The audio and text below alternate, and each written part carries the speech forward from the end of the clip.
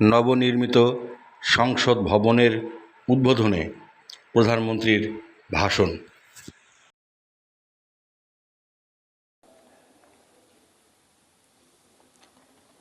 संसद के नवनिर्मित भवन के प्रेरणा स्रोत एवं मार्गदर्शक और जिन्होंने पूरे विश्व में भारत का सम्मान बढ़ाया है, ऐसे भारत के माननीय प्रधानमंत्री परम श्रद्धेय श्री नरेंद्र मोदी जी को सुनने के लिए हम सभी आतुर हैं। मैं माननीय प्रधानमंत्री जी से विनम्रतापूर्वक निवेदन करूंगा कि वे इस सभा को अपने विचारों से अनुग्रहित करने की कृपा करें। माननीय प्रधानमंत्री जी।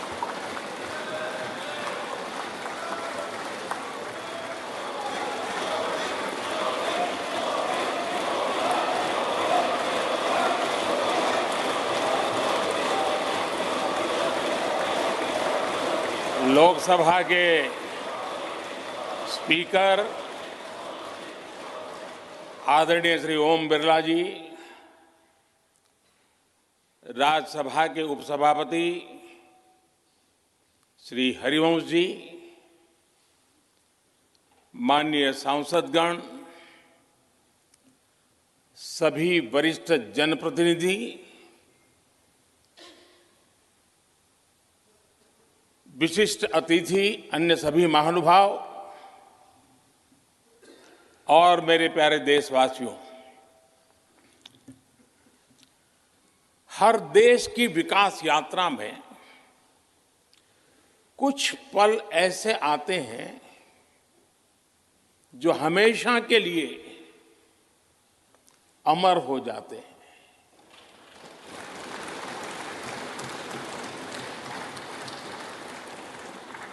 कुछ तारीखें समय के ललाट पर इतिहास का अमिट हस्ताक्षर बन जाती है। आज 28 मई 2023 का ये दिन ऐसा ही शुभ अवसर है।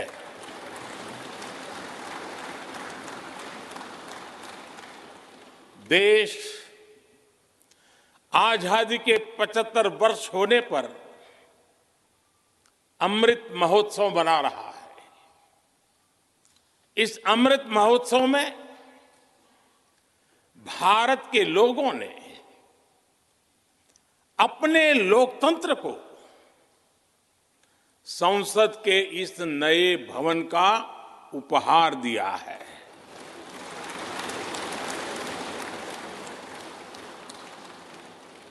आज सुबह ही संसद भवन परिसर में सर्वपंथ प्रार्थना हुई है। मैं सभी देशवासियों को भारतीय लोकतंत्र के इस स्वर्णिम क्षण की बहुत बहुत बधाई देता हूं।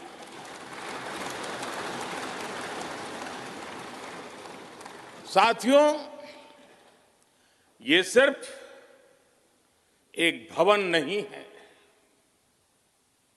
ये 140 करोड़ भारतवासियों की आकांक्षाओं और सपनों का प्रतिबिंब है।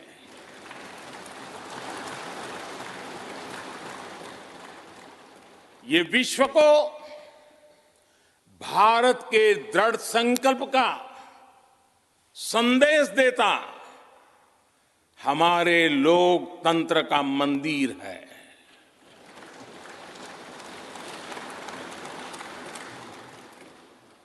ये नया संसद भवन योजना को यथार्थ से, नीति को निर्माण से, इच्छा शक्ति को क्रिया शक्ति से, संकल्प को सिद्धि से जोड़ने वाली अहम कड़ी साबित होगा। ये नया भवन हमारे स्वतंत्रता सेनानियों के सपनों को साकार करने का माध्यम बनेगा। ये नया भवन आत्मनिर्भर भारत के सूर्योदय का साक्षी बनेगा।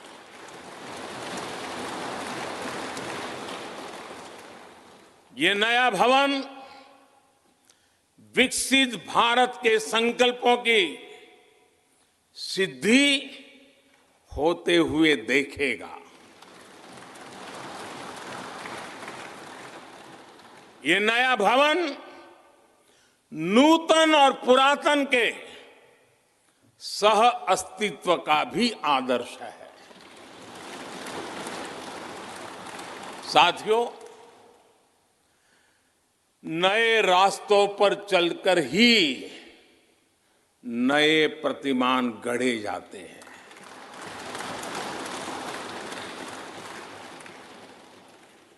आज नया भारत नए लक्ष्य तय कर रहा है,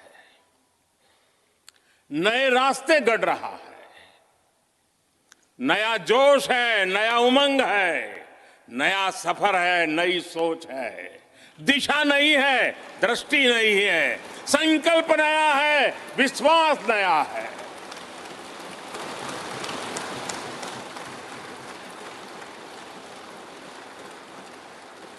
और आज फिर एक बार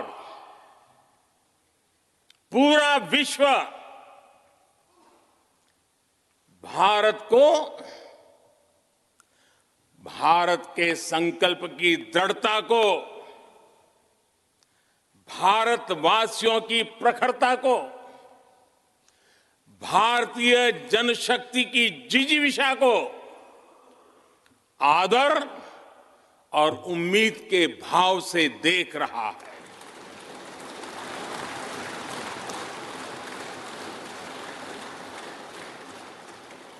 जब भारत आगे बढ़ता है तो विश्व आगे बढ़ता है।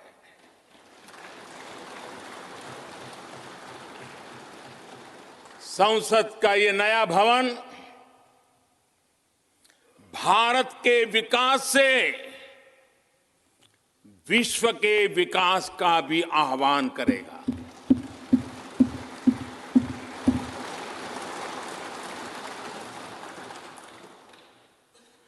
साथियों, आज इस ऐतिहासिक अवसर पर कुछ देर पहले संसद की इस नई इमारत में पवित्र सेंगोल की भी स्थापना हुई है।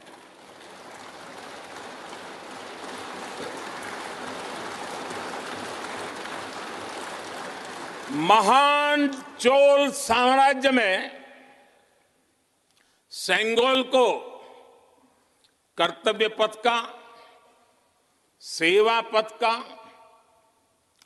राष्ट्र पथ का प्रतीक माना जाता था। राजा जी और आदीनम के संतों के मार्गदर्शन में यही सेंगोल सत्ता के हस्तांतरण का प्रतीक बना था। तमिलनाडु से विशेष तौर पर आए हुए आदीनम के संत आज सुबह संसद भवन में हमें आशीर्वाद देने उपस्थित हुए थे। मैं उन्हें पुनः श्रद्धापूर्वक नमन करता हूं।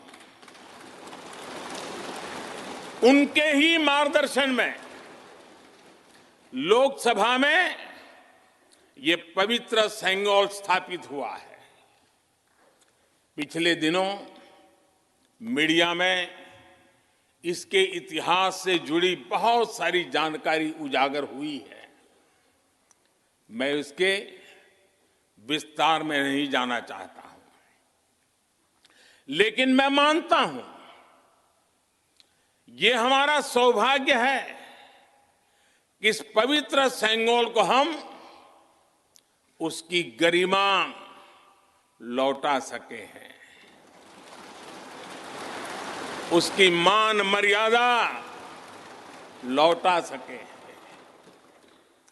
जब भी इस संसद भवन में कार्रवाई शुरू होगी, ये सेंगोल हम सभी को प्रेरणा देता रहेगा। साथियों, भारत एक लोकतांत्रिक राष्ट्र ही नहीं बल्कि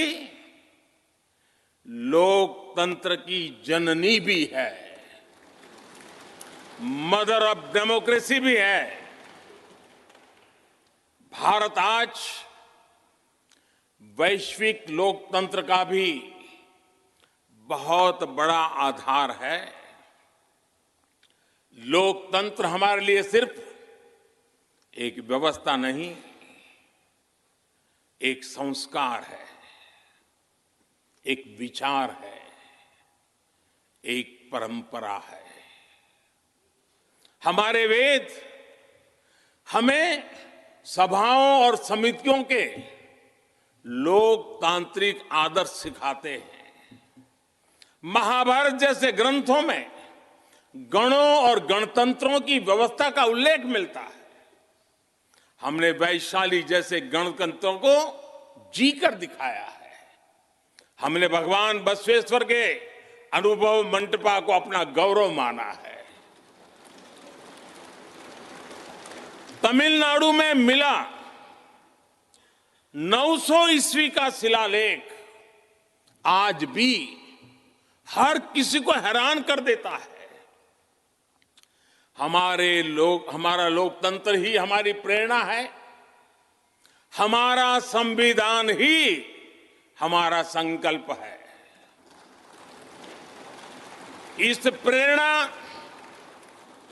इस संकल्प की सबसे श्रेष्ठ प्रतिनिधि अगर कोई है तो ये हमारी संसद है। और ये संसद देश की जिस समृद्ध संस्कृति का प्रतिनिधित्व करती है, उसका उद्घोष करती है। शेते निपद्यमानस्य, शेते निपस्य मानस्य चराति चर्त भगः चरैवेति चरैवेति चरैवेति। कहने का तात्पर्य, जो रुक जाता है उसका भाग्य भी रुक जाता है, लेकिन जो चलता रहता है उसी का भाग्य आगे बढ़ता है, बुलंदियों को छूता है। और इसलिए चलते रहो, चलते रहो। गुलामी के बाद हमारे भारत ने बहुत कुछ खोकर अपनी नई यात्रा शुरू की थी। वो यात्रा कितने ही उतार चढ़ावों से होते हुए, कितनी ही चुनौतियों को पार करते हुए आजादी के अमृत काल में प्रवेश कर चुकी है। आजादी का ये अमृत काल विरासत को सहेजते हुए विकास के नए आयाम गढ़ने का अमृत काल है। आजादी का ये अमृत काल देश को नई दिशा देने का अमृत काल है। आजादी का ये अमृत काल अनंत सपनों को, असंख्य आकांक्षाओं को पूरा करने का अमृत काल है। इस अमृत काल का आह्वान है, इस अमृत काल का आह्वान है मुक्त मातृभूमि को, मुक्त मातृभूमि को नवीन प्राण चाहिए, नवीन पर्व के लिए नवीन प्राण चाहिए। मुक्त गीत हो रहा, मुक्त गीत हो रहा नवीन राग चाहिए, नवीन पर्व के लिए नवीन प्राण चाहिए।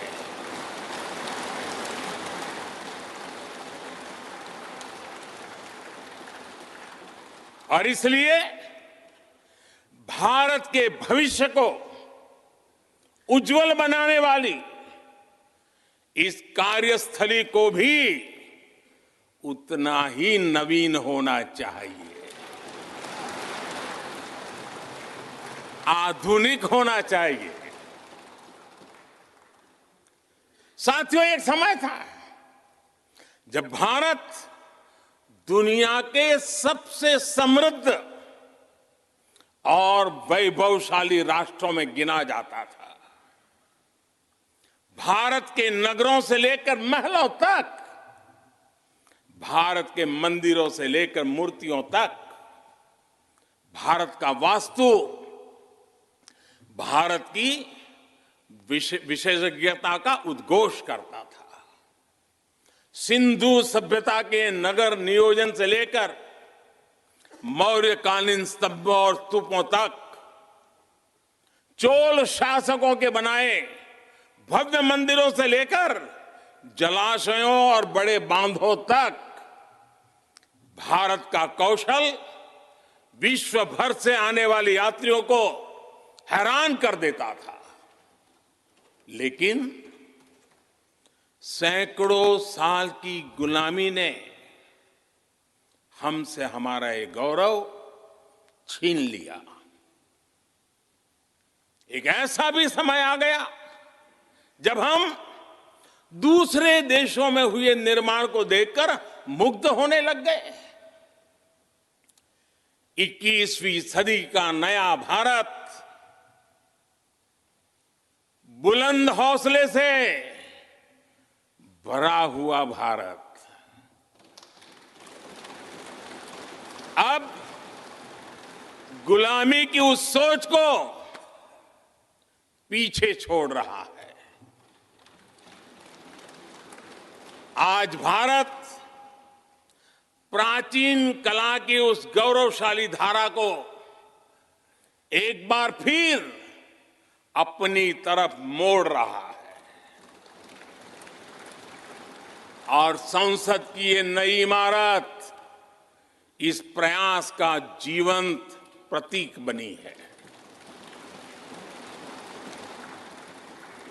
आज नए संसद भवन को देखकर हर भारतीय गौरव से भरा हुआ है। इस भवन में विरासत भी है, वास्तु भी है, इसमें कला भी है, कौशल भी है, इसमें संस्कृति भी है और संविधान के स्वर भी है। आप देख रहे हैं कि लोकसभा का आंतरिक हिस्सा,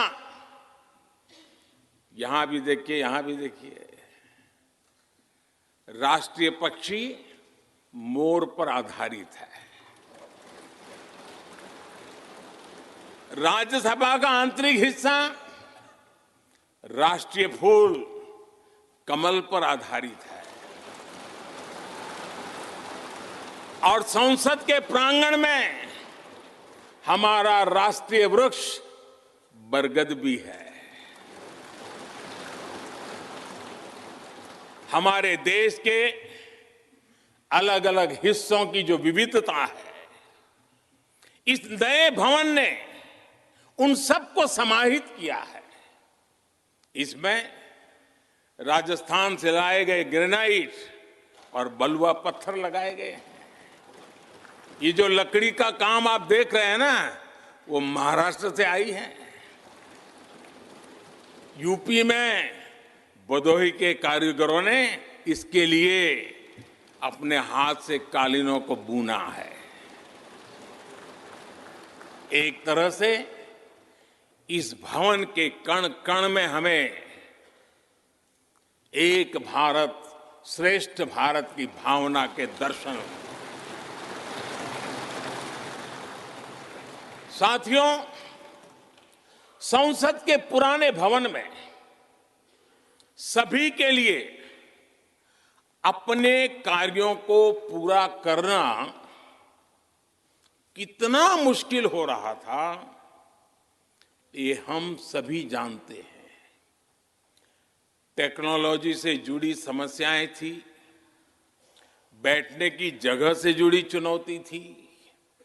इसलिए ही बीते 1.5-2 दशकों से ये चर्चा लगातार हो रही थी कि देश को एक नए संसद भवन की आवश्यकता है।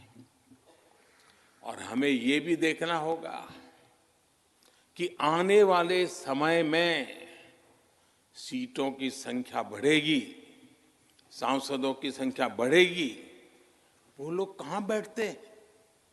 और इसलिए ये समय की मांग थी कि संसद की नई इमारत का निर्माण किया जाए। और मुझे खुशी है कि भव्य इमारत आधुनिक सुविधाओं से पूरी तरह लैस है। आप देख रहे हैं कि इस समय भी इस हॉल में सूरज का प्रकाश सीधे आ रहा है, बिजली कम से कम खर्च हो, हर तरफ लेटेस्ट टेक्नोलॉजी वाले गैजेट्स हों, इन सभी का इसमें पूरा ध्यान रखा गया है। साथियों, आज सुबह ही मैं इस संसद भवन को बनाने वाले श्रमिकों के एक समूह से मिला हूं। इस संसद भवन ने करीब 60,000 श्रमिकों को रोजगार देने का भी काम किया है। उन्होंने इस नई इमारत के लिए अपना पसीना बहाया है।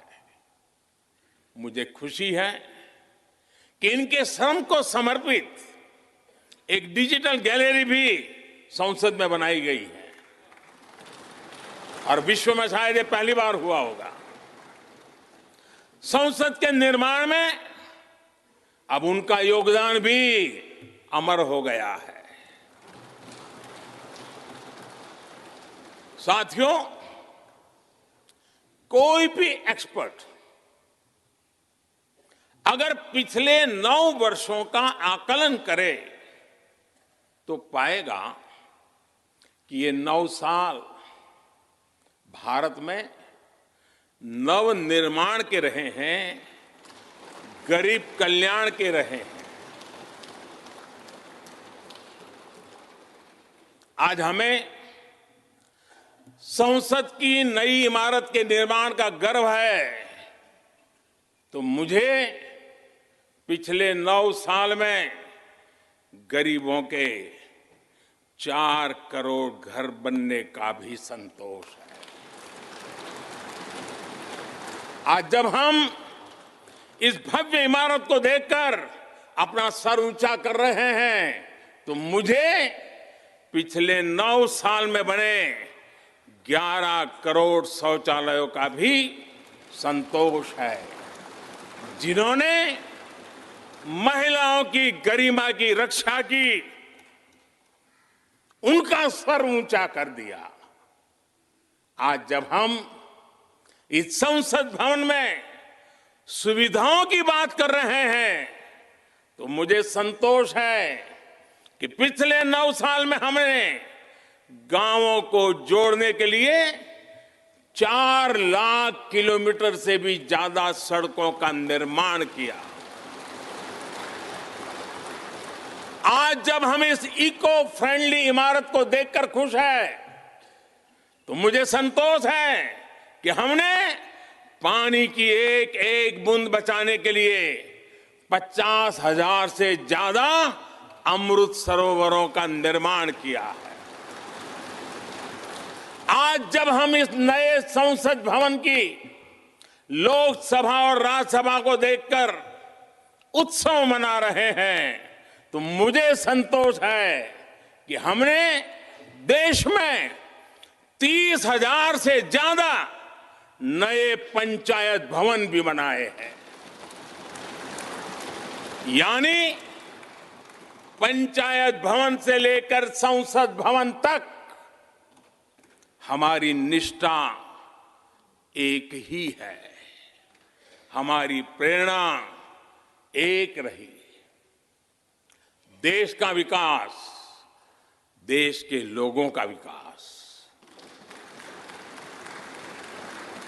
साथियों, आपको ध्यान होगा 15 अगस्त को लाल किले से मैंने कहा था, यही समय है, सही समय है।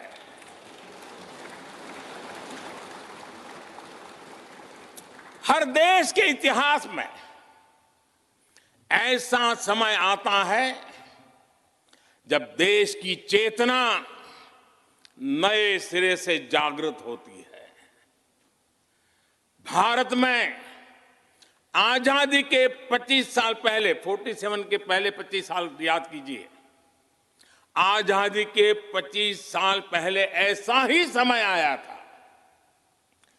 गांधी जी के असहयोग आंदोलन ने पूरे देश को एक विश्वास से भर दिया था। गांधी जी ने स्वराज के संकल्प से हर भारतवासी को जोड़ दिया था। ये वो दौर था जब हर भारतीय आजादी के लिए जी जान से जुट गया था। इसका नतीजा हमने 1947 में भारत की आजादी के तौर पर देखा। आजादी का ये अमृत काल भी भारत के इतिहास का ऐसा ही पड़ाव है। आज से 25 साल बाद भारत अपनी आजादी के 100 वर्ष पूरे करेगा। हमारे पास भी 25 वर्ष का अमृत कालखंड है।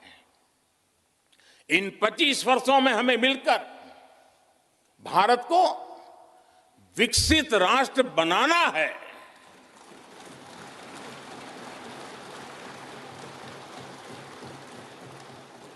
लक्ष्य बड़ा है, लक्ष्य कठिन भी है, लेकिन हर देशवासी को आज इसके लिए जी जान से जुटना ही है।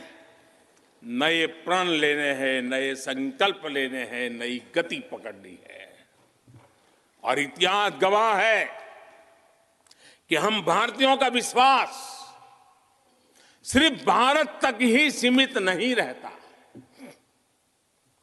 हमारी आजादी की लड़ाई ने दुनिया के बहुत सारे देशों में उस समय एक नई चेतना जागृत कर दी थी। हमारी आजादी की लड़ाई से भारत तो आजाद हुआ ही, साथ ही कई देश आजादी की राह पर चल पड़े। भारत के विश्वास ने दूसरे देशों के विश्वास को सहारा दिया था। और इसलिए भारत जैसा विविधता से भरा देश, इतनी बड़ी आबादी वाला देश, इतनी सारी चुनौतियों से लड़ने वाला देश जब एक विश्वास के साथ आगे बढ़ता है तो इससे दुनिया के अनेक देशों को प्रेरणा भी मिलती है। भारत की हर सफलता आने वाले दिनों में दुनिया के अलग अलग भूभाग में अलग अलग देशों की सफलता के रूप में प्रेरणा का कारण बनने वाली है। आज यदि भारत तेजी से गरीबी दूर करता है तो ये कई देशों को गरीबी से बाहर आने की प्रेरणा भी देता है। भारत का विकसित होने का संकल्प कई और देशों का संबल बनेगा। इसलिए भारत की जिम्मेदारी और बड़ी हो जाती है। और साथियों, सफलता की पहली शर्त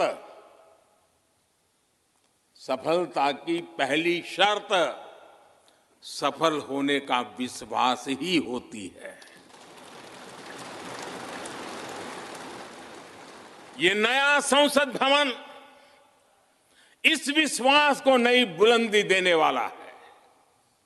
ये विकसित भारत के निर्माण में हम सभी के लिए नई प्रेरणा बनेगा। ये संसद भवन हर भारतीय के कर्तव्य भाव को जागृत करेगा। मुझे विश्वास है इस संसद में जो जनप्रतिनिधि बैठेंगे वे नई प्रेरणा के साथ लोकतंत्र को नई दिशा देने का प्रयास करेंगे।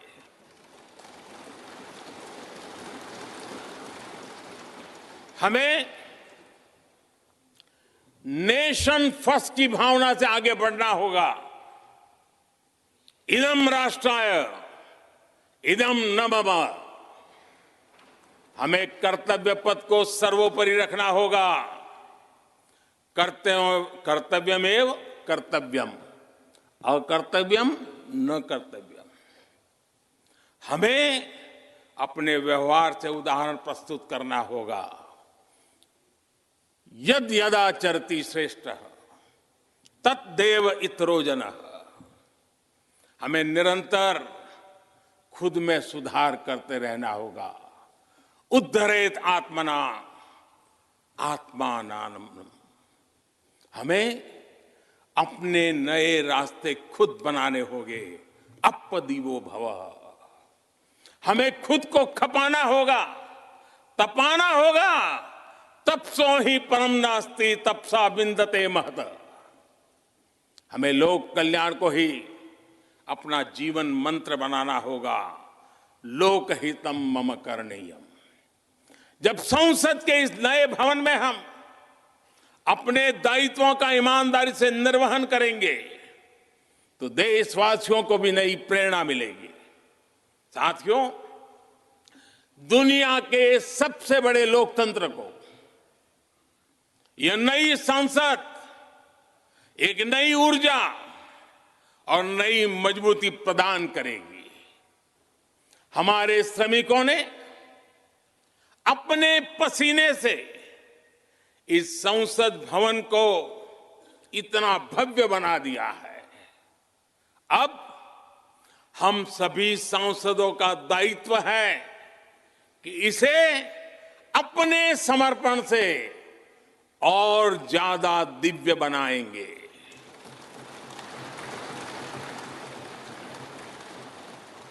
एक राष्ट्र के रूप में हम सभी 140 करोड़ भारतीयों का संकल्प ही इस नई संसद की प्राण प्रतिष्ठा है।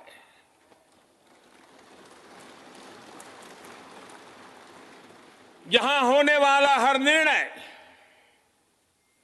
आने वाली सदियों को सजाने संवारने वाला है। यहां होने वाला हर निर्णय आने वाली पीढ़ियों को सशक्त करने वाला होगा। यहां होने वाला हर निर्णय भारत के उज्जवल भविष्य का आधार बनेगा। गरीब, दलित, पिछड़ा, आदिवासी, दिव्यांग समाज के हर वंचित परिवार के सशक्तिकरण का, वंचितों को वरीयता का रास्ता यहीं से गुजरता है। इस नए संसद भवन की हर ईंट, हर दीवार, इसका कण कण गरीब के कल्याण के लिए समर्पित है।